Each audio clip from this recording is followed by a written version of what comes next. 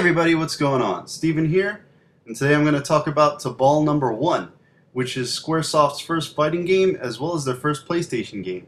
And I'll also go over the special Squaresoft sampler disc that came with it that has a demo of Final Fantasy VII, as well as some other videos for some other Squaresoft games. So let's get started! Tobal number 1 was developed by Dream Factory, a company created by Seiichi Ishii. Ishii worked as a designer for Virtual Racing, Virtual Fighter, and was the designer/director for the first Tekken. So I think it would be pretty obvious that Dream Factory's first game would be a fighting game, and that game is Tobal number 1.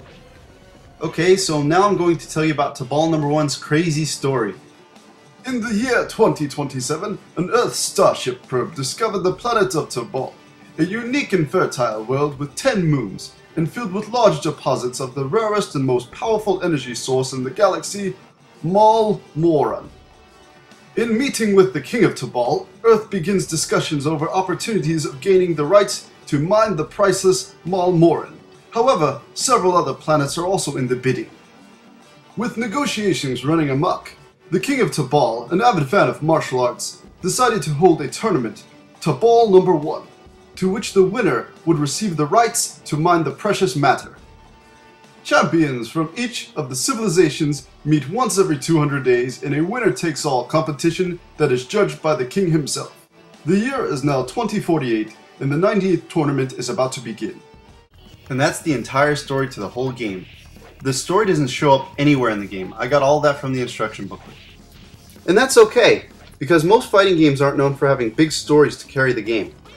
Tobal number 1 is all about the smooth gameplay. Tobal number 1 has 3 main attacks. A low attack performed with the X button, a mid attack performed with square, and a high attack performed with triangle. And as most fighting games, these can be strung together to perform combos.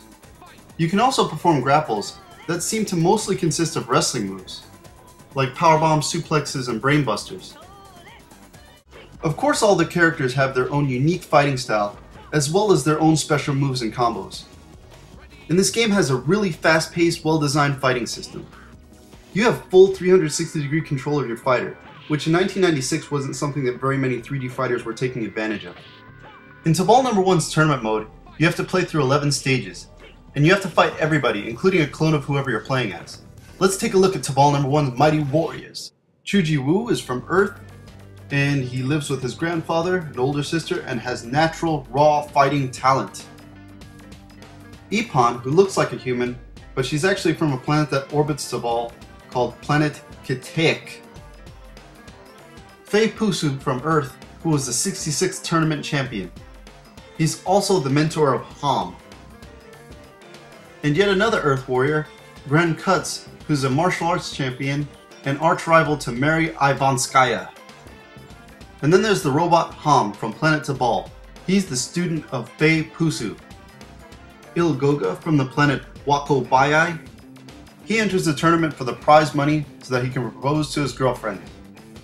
Mary Ivanskaya, who is the super pro wrestling champion. She entered for the money. Olin from the planet Kintak is the father of 2 children and 1 egg, and he likes to eat fried earthworms. And then there's the boss characters. Mufu, who somehow got to Tobal without a spaceship. And then there's this giant blue thing, Nork, who was recruited by Emperor Udan. And then there's the final boss and Emperor of Planet Tobal, Emperor Udan. All the characters in the game were designed by Akira Toriyama, who, as most of you know, is famous for creating Dragon Ball, which I think was a perfect fit for the crazy world of Tobal. And personally, I think this is some of his best work. In addition to the tournament mode, Tobal number 1 has another interesting mode of play, Quest mode. In Quest mode, you work your way down a number of floors, exploring your way through numerous hallways. This is also how you earned all the secret characters, like the boss characters as well as Toriyama bot. When I was younger and I played this mode, I had a lot of fun with it. But playing it recently, the controls really suck and I really had a hard time playing it. It was almost unplayable. But nonetheless, it was a cool addition for the time, but it's not the reason I would play it today. Ready, fight!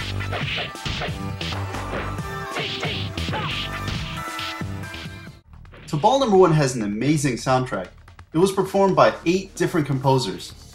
Yasunori Mitsuda, Yasuhiro Kawakami, Ryuji Sasai, Masashi Hamauzu, Junya Nakano, Kenji Ito, Noriko Matsuda, and Yoko Shimomura. And I probably didn't say any of those right. But the end result is one of my all-time favorite video game soundtracks. Another amazing thing about Tobal No. 1 is that it runs at a smooth 60 frames per second, and that's due to the lack of textured polygons. But Tobal has a very distinctive look to its characters, and the backdrops do a great job of bringing Tobal to life. In addition to this game having one of my all-time favorite video game soundtracks, this is also one of my favorite fighting games. Despite getting great reviews and being an amazing game, the game didn't sell very well. So sadly, Tobal 2 was a Japanese exclusive. Well, that's about it for Tobal No. 1, so let's take a look at the Square sampler disc that came with the game. The sampler disc came with 3 trailers for some upcoming Squaresoft games. There was a trailer for Saga Frontier, Bushido Blade,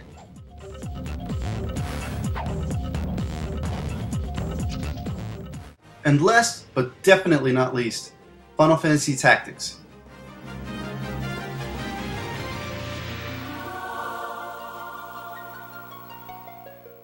But those are all videos for another day. I'll go ahead and upload videos for all 3 of these trailers after I'm done with this one. But this demo is the reason that me and so many other people were excited about getting our hands on Tobal No. 1.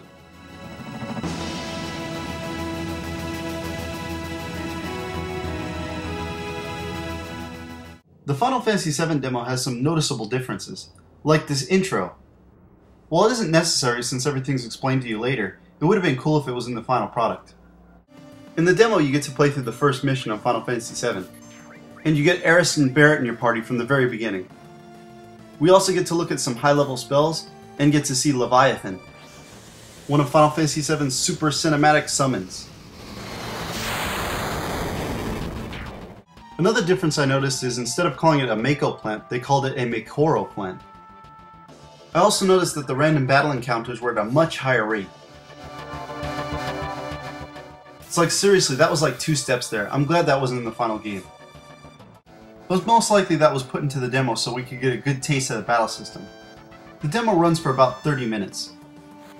This demo did its job, because pretty much everybody that played this demo was lined up on day 1 for Final Fantasy VII. One of the most popular RPGs of all time.